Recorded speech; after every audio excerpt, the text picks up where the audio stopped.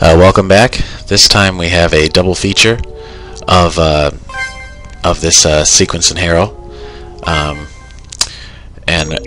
We just helped an elderly man fight off some undead at the end of the last entry. Now we're going to wander around and chat with some of these NPCs. Wait, is that a crocodile over there? What the heck?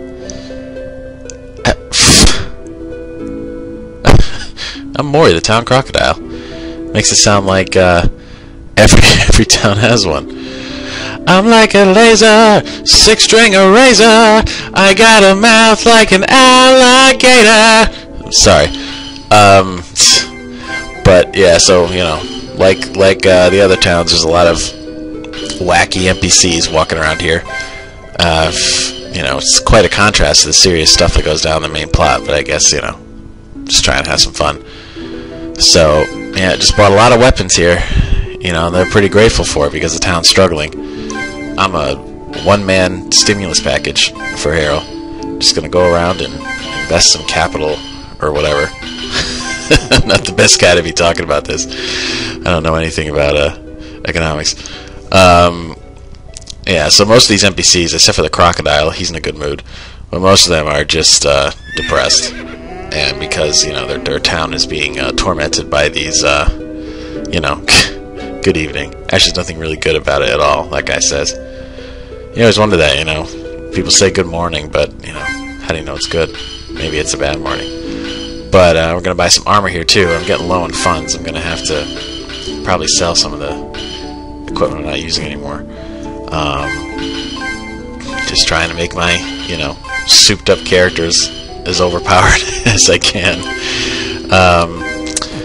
But yeah, so this town shows up in Master of the Wind. I'm sure the fans recall, and it's in it's a lot better shape. It's considerably larger and more bustling, and there's still it's got its own issues at that time, different issues, but it's you see it's obviously come a long way since where it is in this game, where it's just desolate.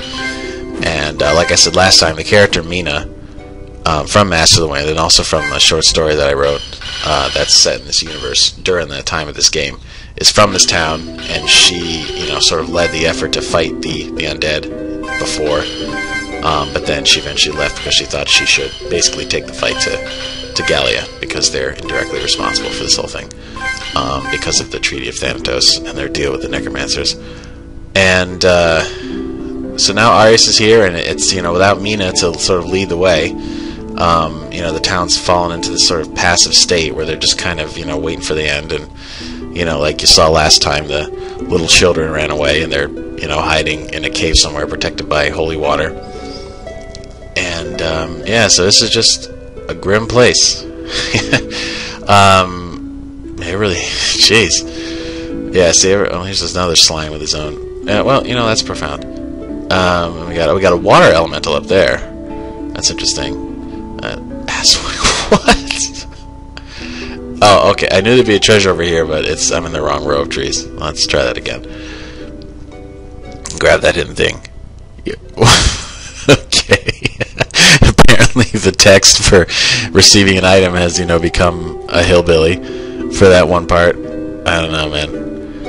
I just wrote whatever came to my mind when it came to these NPCs and little events like that. I didn't really care if it was if it really made any sense or not.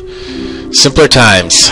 Now I'd have to answer a bunch of questions from whiners on a message board about, hey, how come that treasure chest has a southern accent and the rest don't? I don't know. That old lady's pretty depressed. Alright, so it looks like we're almost done. Yeah, I think we're just about done. So let's go talk to the guy that I rescued beforehand. He lives in here. This guy, Bud.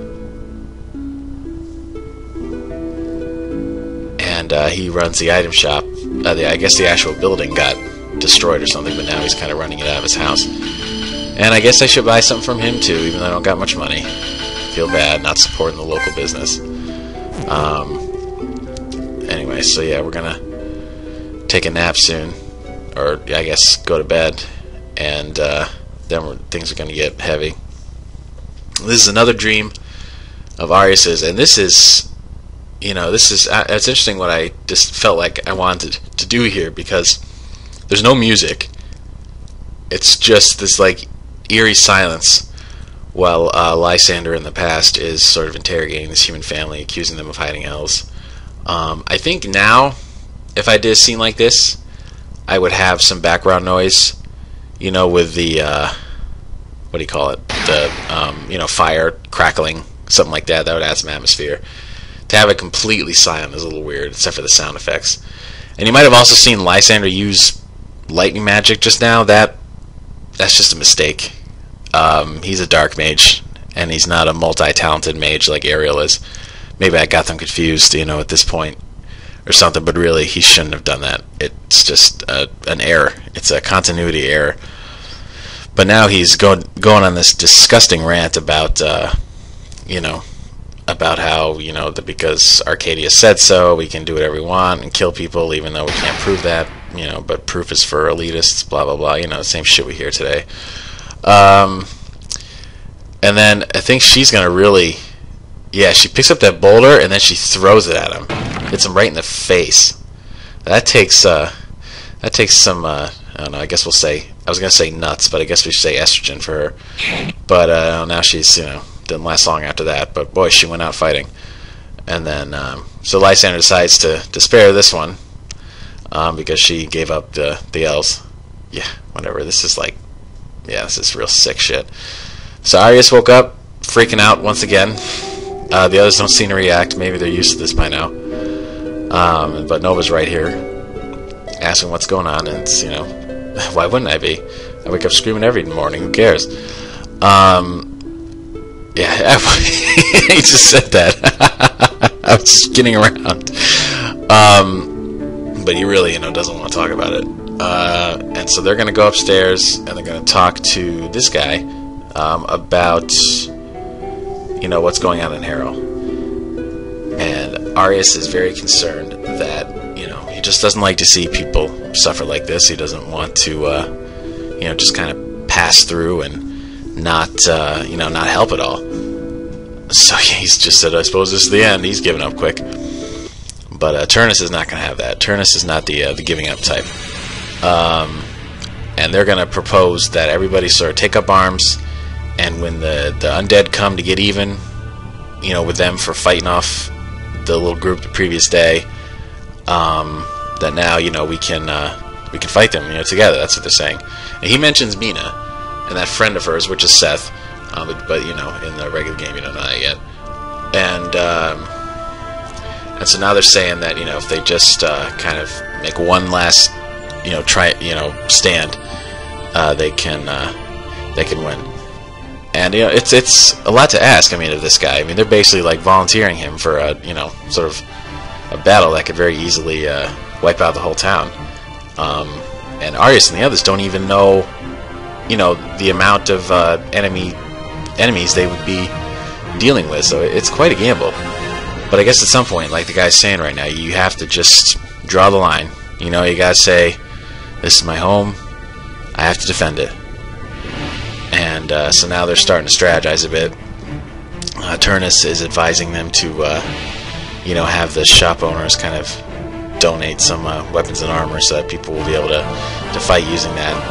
And, maybe train a few archers, pick a good spot outside the town, and then just kind of wait for them to come. And so we're not going to do the battle in part 1. We'll do the battle in the next part, and it'll be right after this scene. And so, so they're about to prepare, and we will stop here. But go ahead and watch the next video, and you'll see the battle.